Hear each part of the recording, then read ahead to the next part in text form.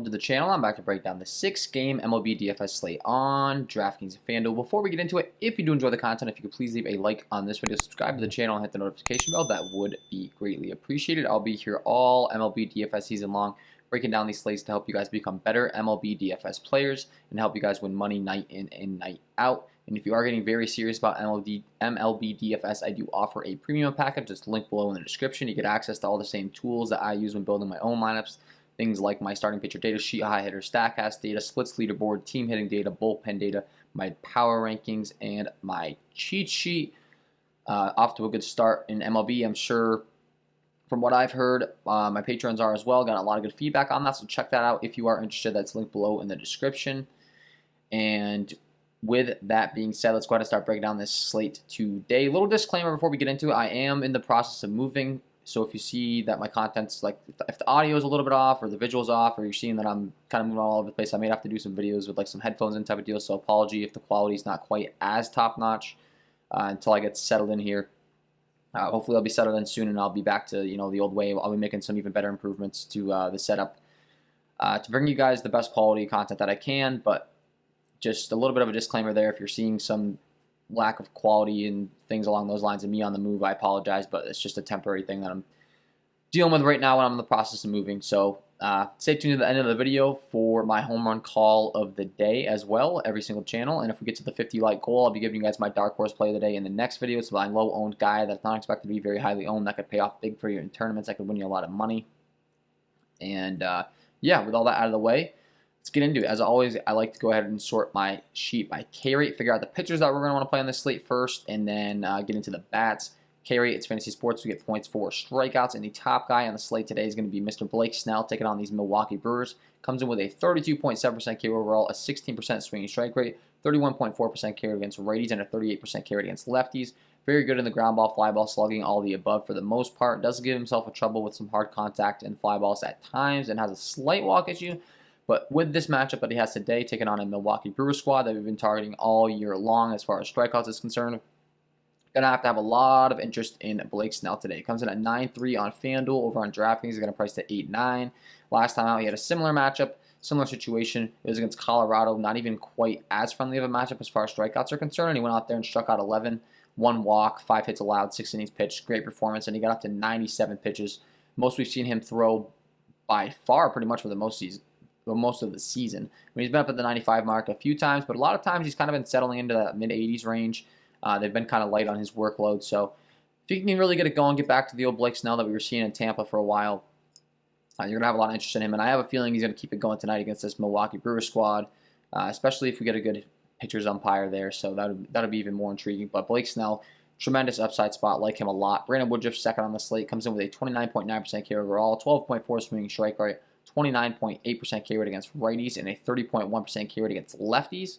Really good ground ball, fly ball stuff. I continue to say this guy's like one of the best pitchers in the league. He doesn't get enough credit. He's taking on San Diego Padres team, though, unfortunately, who isn't the best matchup and honestly doesn't strike out the most.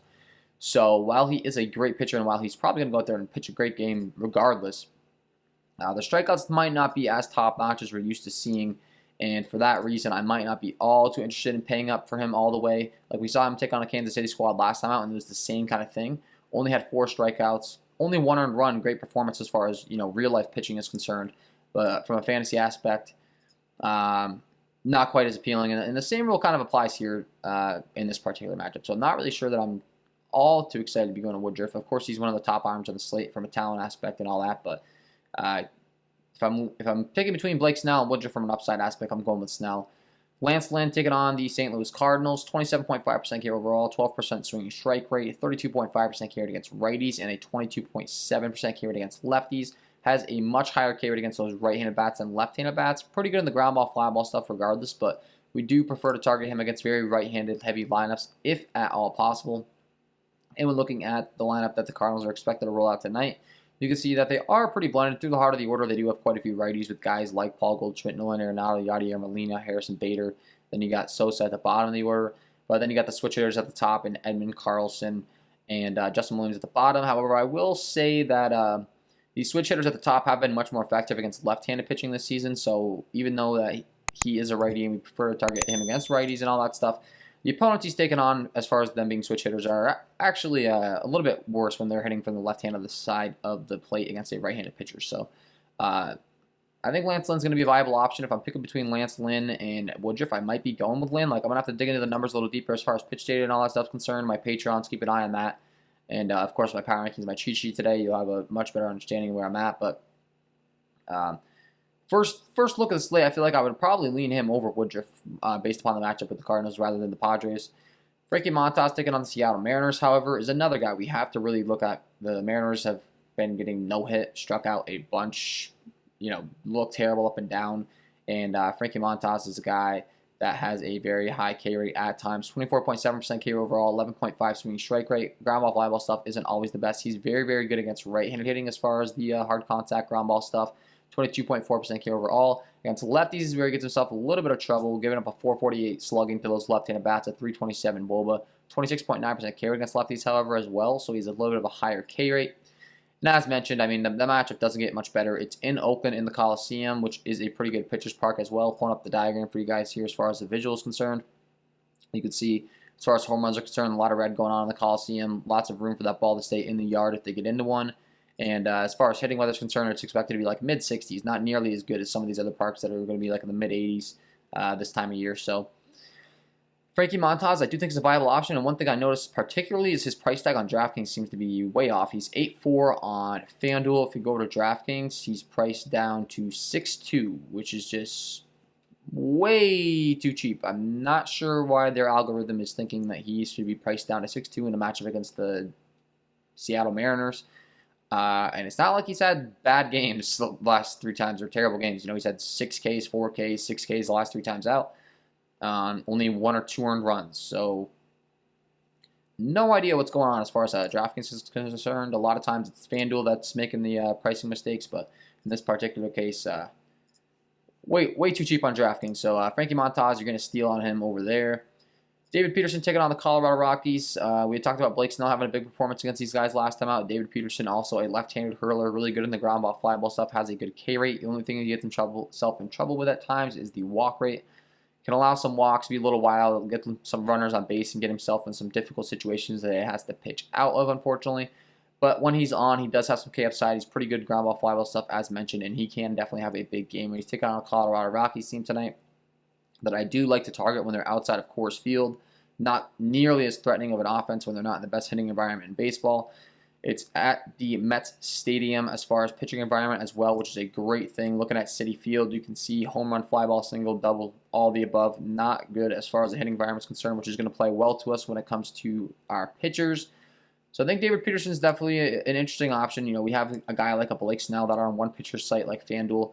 Might be tough fading, but if you need a little bit of salary relief, we just saw Blake Snell, a very similar build pitcher. Not quite as good of K stuff out of David Peterson, but if Blake Snell snuck out 11, could be in a situation where Peterson could have a pretty high game as well. So no interest with you. No problem with you going there if you want to go. Gomer taking on the New York Mets. I'm not too interested in him, I don't think, but he does have a 26.3% carry against right-handed hitting, which is actually pretty high for a guy that you're not exactly thinking is the most talented. New York Mets lineup up and down does have quite a few righties, and their lineup's pretty washed up right now. They're dealing with a lot of injuries. A lot of these names in the lineup aren't exactly the guys that you're expecting to see when you look at the Mets lineup. You don't have Pete Alonso in the middle of the order. There's no Dominic Smith. There's no Michael Conforto. I'm sorry, there is Dominic Smith. There's no Michael Conforto. It's just not looking pretty. And for that reason, Gomer could be a sneakier play than you think in tournaments. He has a similar issue as far as walk rate's concerned. He can get some walks. But I think this is a situation where maybe the public doesn't quite know that the Mets don't have a fully loaded lineup quite yet.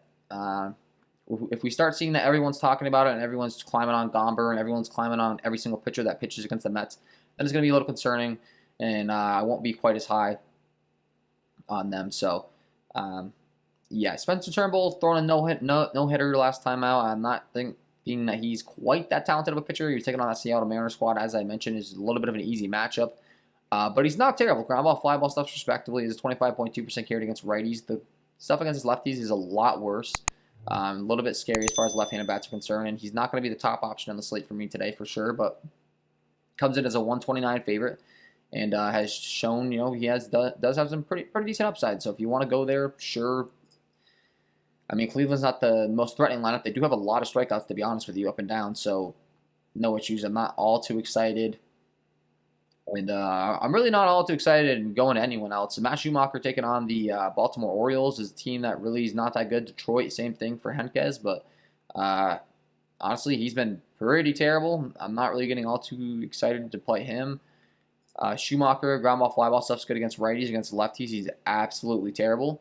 So I don't want to get into bats too much because we're going to transition over right now, like very soon. But John Means is the last guy you could be looking to. He's been a great pitcher all year long. Take it on a Minnesota squad that does have a lot of power against left-handed pitching, but also does strike out quite a bit. You got guys up and down this lineup like Kyle Garlick, Josh Donaldson, Nelson Cruz, Jorge Polanco, Mitch Garver, Robert Refsnyder, Miguel Sano. A lot of those guys really slug left-handed pitching, but a lot of them have a very high K rate as well.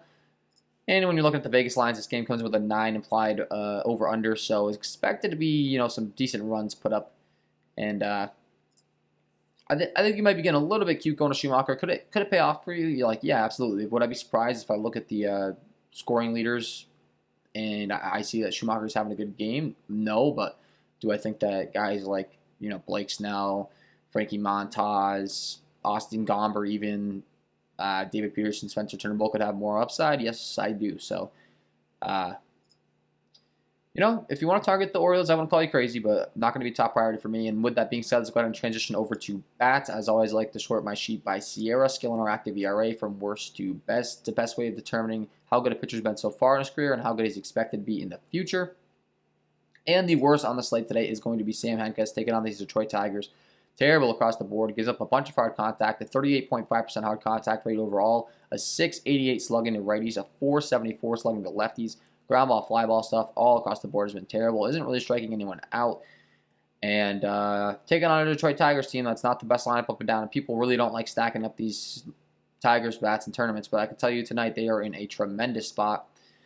78 degrees in Comerica tonight as far as the Detroit ballpark and how it plays to hitters. You can see that it is a much better friendly hitting environment for right-handed hitters that like to pull that ball down the left field line.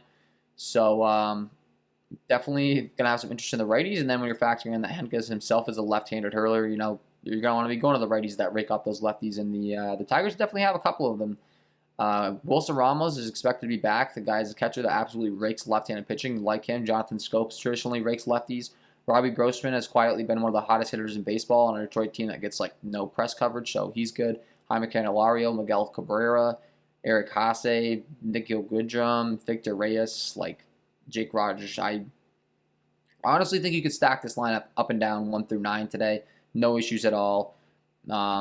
Favorites really like Jonathan Scope in the 2 spot for sure.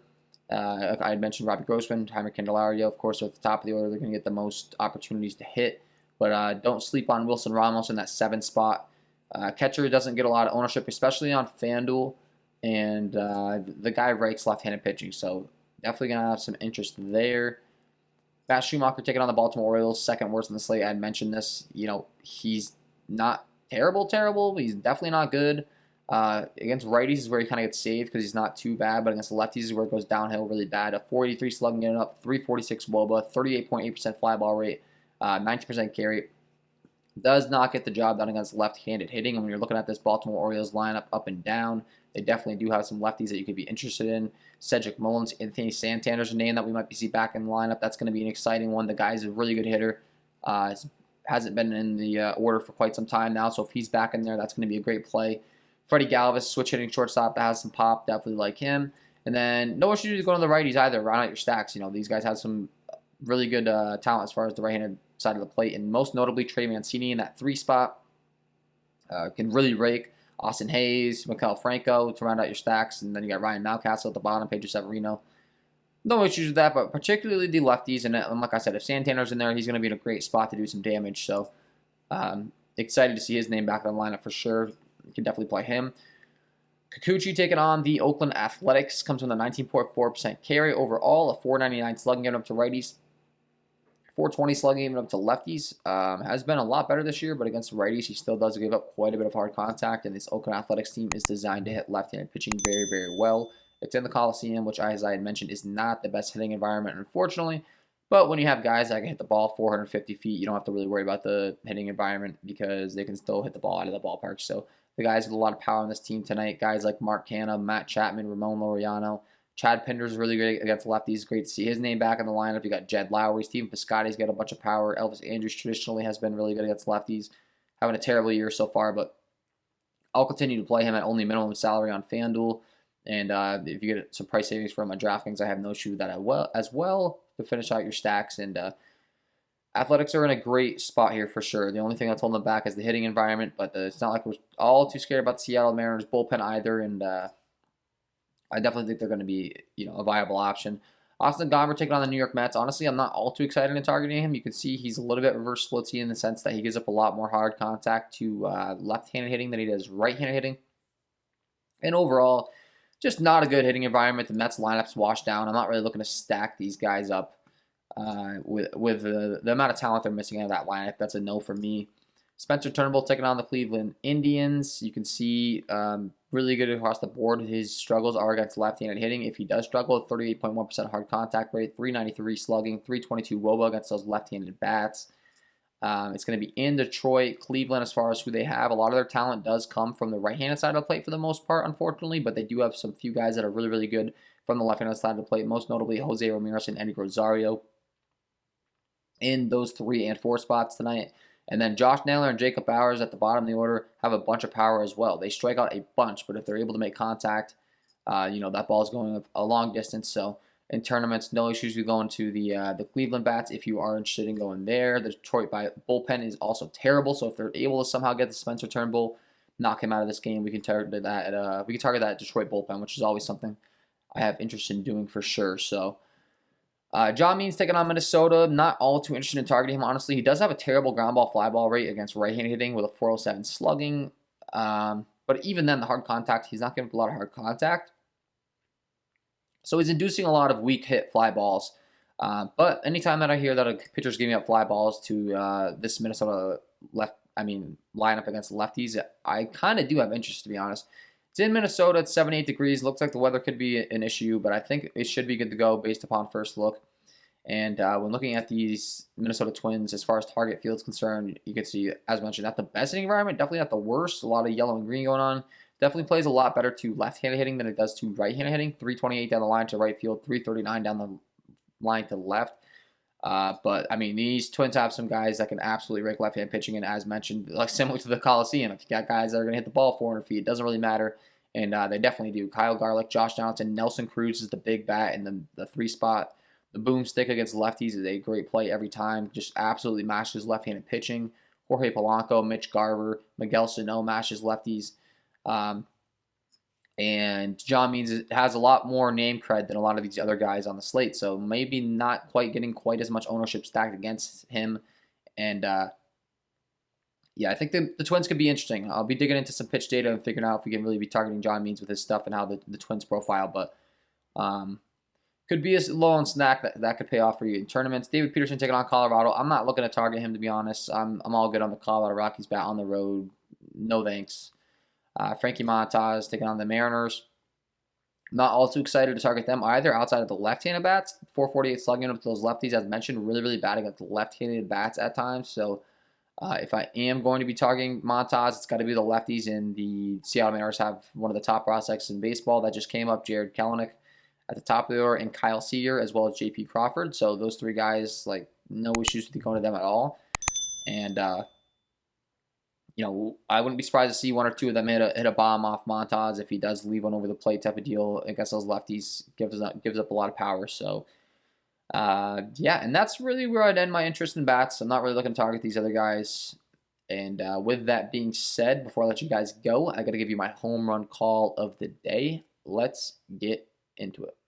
And my home run call of the day today is going to be Miguel Cabrera taking on Sam Hentges. As I mentioned, his hard contact issues, and specifically against right-handed hitting, gives up a 688 slugging with a 43.2% hard contact rate, 479 WOBA. 20.4% K rate, not going to get the job done. And looking at Cabrera's numbers overall, is getting towards the latter half of his career. Doesn't quite have the power that we saw at him when he was younger, but still has a 206 ISO with a 404 WOBA against left-handed pitching.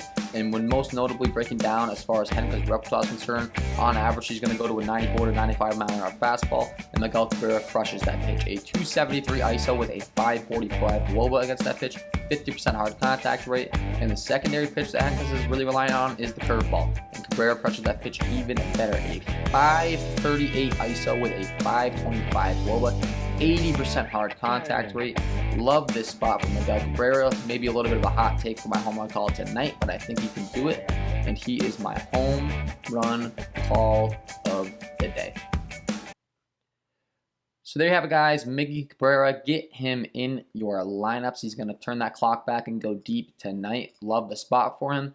And with that being said, that's all from me. If you do enjoy the content, if you could please leave a like on this video, subscribe to the channel, and hit the notification bell, that would be greatly appreciated. Wish you guys all the best of luck tonight, and we will see you in the next one.